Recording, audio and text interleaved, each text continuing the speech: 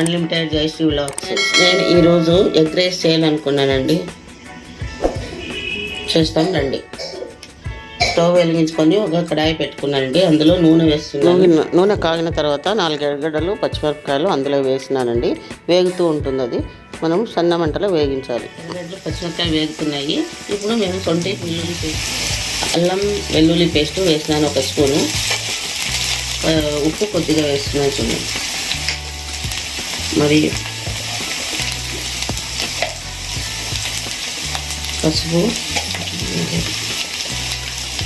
పసుపు కొద్దిగా వేస్తాను. ఇదంతా బాగా పచ్చివాసన పోయే వరకు వేగాలి. ఇలా కలపెడుతూ ఉండాలి, లేదంటే మాడిపోతుంది కదండి. అందుకని పచ్చివాసన పోయే వరకు కలపెడుతూ ఉండాలి. అందులోకే మరి మనము చిల్లీ పౌడరు వేస్తున్నాను, అలాగే ధనియా పౌడర్ కొద్దిగా వేస్తాను. కలపెడుతూ ఉంటే ఇంకా మిగిలిన ఇంగ్రీడియంట్స్ కొద్దిగా చిల్లీ పౌడర్ స్మెల్ పోయే వరకు కొద్దిగా వేయించేసి మరి మనము వేయాలండి. వాసన పోయిన తర్వాత ఇప్పుడు 4 కోడిగుడ్లు తీసుకున్నానండి. దాన్ని కొట్టి అందులో ఒక్కొక్కటి వేస్తూ వేగించాలండి. వేస్తున్నాను చూడండి.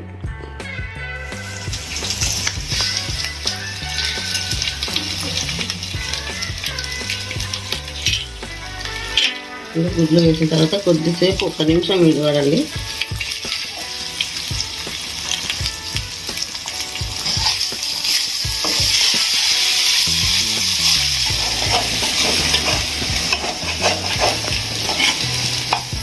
ఎగుతాము. వేగిన తర్వాత కొద్దిగా అంటే ఎగ్ బాగా వేగిన తర్వాత మనము చికెన్ మసాలా కొద్దిగా వేసుకున్నాము. నేను గరం మసాలా కొద్దిగా తీసుకుంటానండి, 1/2 స్పూన్ వేస్తాను అంతేనండి.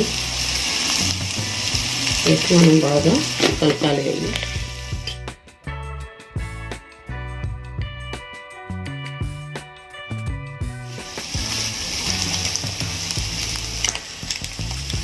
ఇప్పుడు మేము కొత్తిమీర కట్ చేసుకుంటున్నామంటే లాస్ట్లో కొత్తిమీర వేసేసి మనము ఫ్రై చేసేసి మనం రైస్లో కలుపుకుంటే చూడండి. అన్నం రైస్ చేసి పెట్టుకున్నానండి. ఫస్ట్ మనకి ఎగ్ ఫ్రై చేసుకున్న కొత్తిమీర వేసినానండి. కొద్దిగా ఇలా కలిపెట్టారండి. కలిపెట్టేసి మనకి ఎగ్ రైస్ కరెక్ట్గా అయినండి. చూడండి ఎంత కలర్ఫుల్గా ఉంది. మనం రైస్ చేసుకున్నాం కాబట్టి నేను ఫస్ట్ అది కలిపేసి మనము బాక్సులు చేస్తుంది. మార్నింగ్ టిఫిన్ మా ఇంట్లో ఇదేనండి. ఈరోజు క్యారెట్ పెట్టాలి కదండి, అందుకే మార్నింగే చేసుకున్నామండి. నేను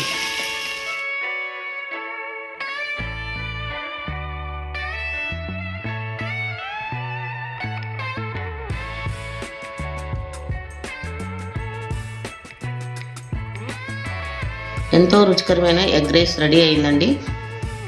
మీరు ఒకసారి మీకు నచ్చినైతే మీరు ఒకసారి చేసుకొని మాకు లైక్ చేయండి, కామెంట్ చేయండి, షేర్ చేయండి, సబ్స్క్రైబ్ చేసుకునేది మర్యాదండి. Thanks for watching. See in the next video.